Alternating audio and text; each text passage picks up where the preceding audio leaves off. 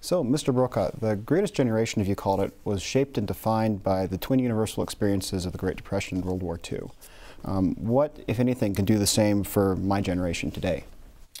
Well, actually, at the moment, you're going through some defining experiences. We've just come through the greatest economic downturn since the Greatest Depression. And we're now witness to what's going on in the Middle East with upheaval. I think this is going to go on for a long time. I do believe it's a seminal moment in global political affairs again. Because of communication, people can be in touch with each other. And there are a lot of young people your age in that part of the world who are exhausted and living under the thumb of dictators and autocrats. They have educations but no jobs, they can't make money, and everything is dictated to them. So they're pushing back hard. This is truly a revolution from the ground up. So those two events, the economic downturn and what you're witness to going on over there, will help define who you'll become as a generation. My own guess is that a lot of members of your generation will be working in China and the Middle East and in India in the years to come. There was a time in America where you could always find a job right here, but those new economies are looking for the kinds of skills that Americans bring. So you're in for a real ride. Sure, okay. And what role does the press play in creating experiences like the uprising in the Middle East? Then or now? Either one. How's it changed? Well, then the press didn't have much to do with it. Then they just kind of came out of the Depression, and they just when they thought they were going to have real lives, they had to go off and fight a war. And the press was much different than it is now. In effect, press cheerleaders for the war. You know, how do we all pull together as a country?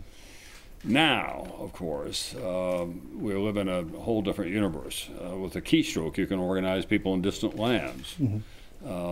I've been in that part of the world a lot, and it's always striking to me that however remote an area I may be in Somalia or in Turkey certainly, and certainly that was true in Egypt, you'll find a dish somewhere. And you'll find almost everyone there with more cell phones than you'll find in Bozeman, Montana. It's ubiquitous. So they're all in touch with each other. And by being in touch with each other, they can have shared values, and then they can organize themselves around common cause. So is that something that you see changing in the United States as well, the way we do media? Sure. I think that the Tea Party, which was a recent phenomenon in American politics, was organized in large part on the internet. These people didn't know each other necessarily because they belonged to the same political organization. They found each other. They found each other in common cause and cutting back on the role of the federal government. They organized rallies to do that. They were constantly in touch with one another. And we have seen the impact that it's had on our political culture. Do you think that's kind of the media of the future, or do you think will there be kind of... Sure. I do think that the internet is a game changer. I never thought I would see something in my lifetime that would be as transformative as it is. Traditional forms of journalism, like I'm in, network broadcast, or my friends in the print business, and I'm in that business as well, you know, we're all looking to see what the next stage is, and it only goes in one direction. It goes to the internet, it goes to digital communication. At NBC News, we kind of got ahead of the game because we established a foundation on cable networks, and we were very early on MSNBC.com. So Brian Williams at the end of his broadcast says this broadcast will continue on MSNBC.com. We're trying to marry the two segments of the world in which we live. But if your generation gets a lot of its news, I know, off their iPads or off their cell phones, or watching Jon Stewart, but going online and seeing what's going on YouTube or on Facebook. So it's moving very rapidly in that direction. And what space do you see as there being remaining for traditional types of media, newspapers, cable news? Well, I think that print will be around for a while. I looked at the Bozeman Chronicle today, and it's true of most papers of that size around the country. They don't worry a lot about what's going on in distant places because they know their readership can get that information from those of us in my business or online.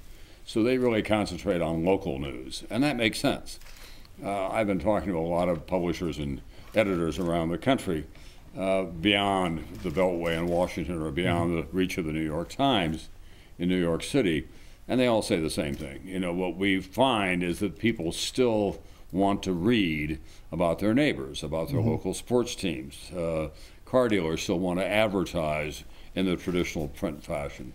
So it'll be around for a while, but it's changing pretty rapidly. So what role does the local press play in a community like a college campus or a small-sized city like Bozeman? Well, I think pretty substantial. I mean, you've got a lot of things going on. I've been reading in Montana, in your state legislature, for example. That's the stuff of local news. And the Billings paper and the Helena paper and the Missoula paper and the Bozeman paper are all playing that on the front page because the people of Montana are involved in it. That's a perfect example of serious stuff that has mostly a local impact that people want to know more about. Okay. So with the change in technology in terms of the way the media is constructed, it seems like there's been, at least from my perspective, a trend away from kind of the traditional ideal of objectivity and kind of the detached observer. Well, but what happens is that you're listening to the squeaky wheel a lot. And what I tell people like you and others who raise this question with me, you've got to be a lot more aggressive about where you get your information. There is an enormous spectrum of traditional information out there in a new form. And you can no longer just be a couch potato, go home at night, turn on Brian Williams or Diane Sawyer or Katie Couric or watch the morning show or pick up the morning newspaper or the afternoon newspaper. Now you've got to work more actively with your intelligence about, can I trust that source of information?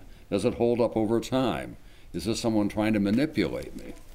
And what I reminded audiences wherever I go, you've got to be as proactive in where you get your information as you would be if you were going down to the co-op to buy organic peaches. You know, you've got to know what you're doing.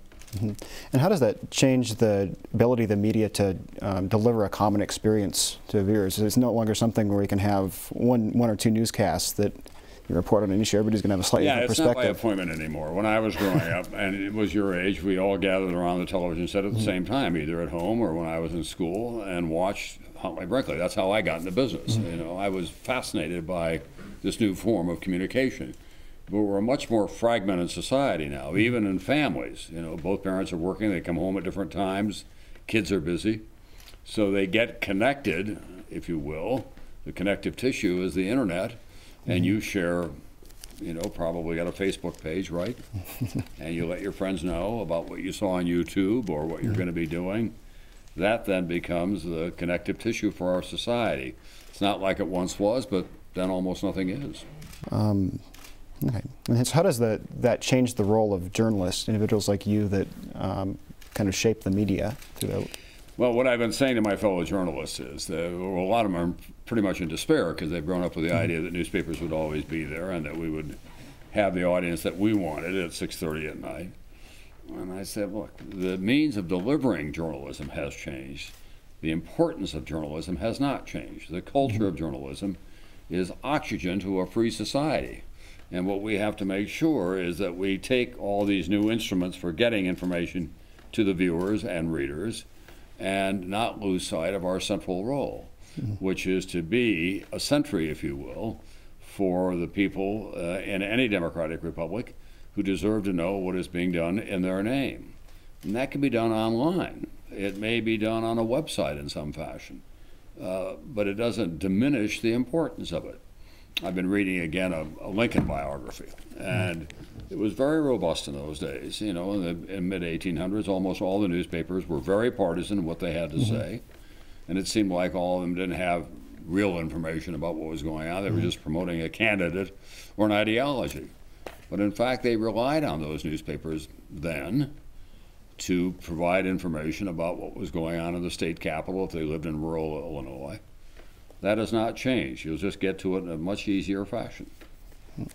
Okay, so kind of with that, seems like one of the roles that journalists find themselves in is kind of a leadership role in the sense that they shape, or at least historically they've shaped, you know, what news is provided to the public, and kind of the editorial role where you decide what's worth printing and what's not.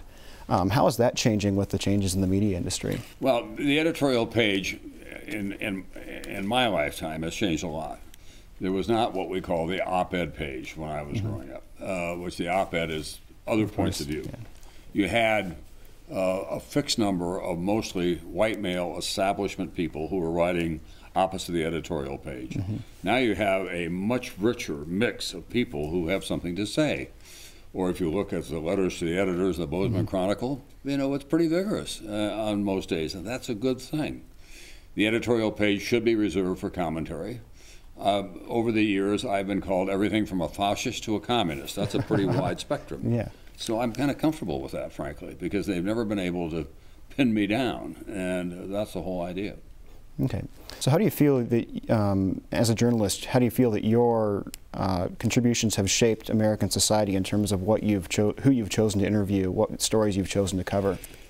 I'm not sure that I've shaped it. One of the things that I suppose the work that I did early in my career, which was seminal work, was that I did a lot of work in the civil rights movement. And I'm proud of that because I grew up in the North, I grew up in the Great Plains, where we didn't have a very significant, if at all, black population in South Dakota. Then I moved to Omaha. And it seemed as if the civil rights movement was all taking place in the South. But in fact, it was a national issue. And that was one of the stories that I worked hard on making everyone aware of, that this kind of discrimination goes on in almost every community in the country. So that's a good example of where I suppose just by doing my job, I made people more aware of what is going on. I've had an active interest in the environment, and I've done a lot of stories on conservation and the environment, but I don't think that I have been an advocate for just one point of view. I try to take the objective facts as we know them and put them in a form that people can respond to them. Okay, that makes sense. So do you think that that's something that a lot of the figures in the media now do well? Or do you think that's something that's kind of changing? There are a lot of people who are looking at all this. People more my age are beginning to write about it, and I've been interviewed a fair amount because I've lived through a lot of different eras. And one of my, I suppose, observations, if not complaints, is that there's too much attention to the process and not enough attention to policy. It's the press reflects the same kind of gotcha culture that exists in politics. You know, it's who's up and who's down, rather than looking at the significance or the content of something. A perfect example is the health care bill. I think it's been inadequately covered for what it is. It's been mostly covered for a contest. Will it survive or will it not survive? We've done the same thing with our economy. I guess my big issue is that we need to pay more attention to the details of what we're living through, because it is complicated and it's important and it has consequences. Okay. So how do you see is that something you see that being encouraged by the new form of media, the kind of the less centralized model? Well, I think, in fact, what's going on is that there are a lot of smart people who now have access to blogs, and if you can find them, they have some important things to say and in great detail. So it has, in a way, brought more players onto the field. You just have to determine those who can block and tackle as opposed to those who are out there faking it. And that's the role, as I say, of an active news consumer. So how do you feel, or how many of the people of my generation do you feel become active news consumers in that sense? You know, I think you're still, as we all are, in a way, just so fascinated by where you can go and who you can be in touch with, that we're not thinking enough about how important it is. I was at Stanford recently doing a story about foreign entrepreneurs coming here and wanting to start businesses and not being able to get visas. Stanford, of course, is the womb of Silicon Valley. Yeah. That's where a lot of Sergey and Larry from Google came from, and you know, it's where all the people at Yahoo came from. Steve Jobs got his best people out of there. Of course. And there was a law student, a senior in law school, who said to me, "We're not talking about enough, in my judgment," he said, "the definition of a friend. Just because I want to friend somebody, what does that really mean?" And we've lost that. I thought that was an appropriate question to be asking. Just because you have a friend relationship on Facebook, does that mean that you have a real friend? And we ought to have a dialogue about that. Is that something you see is that something you see happening without Mm-hmm. with the current course of events, or is that something we're missing? Not enough. I leave it to your generation. There's your crusade. You can go out and pursue it. Okay. So what can people like me, as a student journalist, do to encourage that type of dialogue? Well, I think you can write about it. I think you can blog about it. You can engage the campus in it. And this is going to be with you forever. This is not a passing fancy. Mm-hmm. It's going to have an ever greater impact on your life. One of the things that I worry about is that it is an instrument now for dividing and conquering people. I was involved. My wife is a very active cyber user. She's mm-hmm. online a lot. I'm obviously online a lot. I'm a little better known than she is. So when my name pops up, it often ends up in a lot of blogs. We were in an auto accident about a year mm-hmm. ago, in which it was pretty horrendous. The person was killed, and we were very, very fortunate. And it was on the news in New York. So I knew as soon as it was on the news in New York, it'd get picked up around the world, which it did. And the next morning, I brought my wife in, and I said, let me just show you what they're saying about us. And so I called mm-hmm. up several blogs, most of which all I did was Google my name, and mm-hmm. then they ran, thousands of them. And there were bloggers who just used that as an opportunity to attack me, in one form or another, mm-hmm. and to say the most scurrilous things, all under the cover of anonymity. Mm-hmm. And I said, that's the world in which we're now living.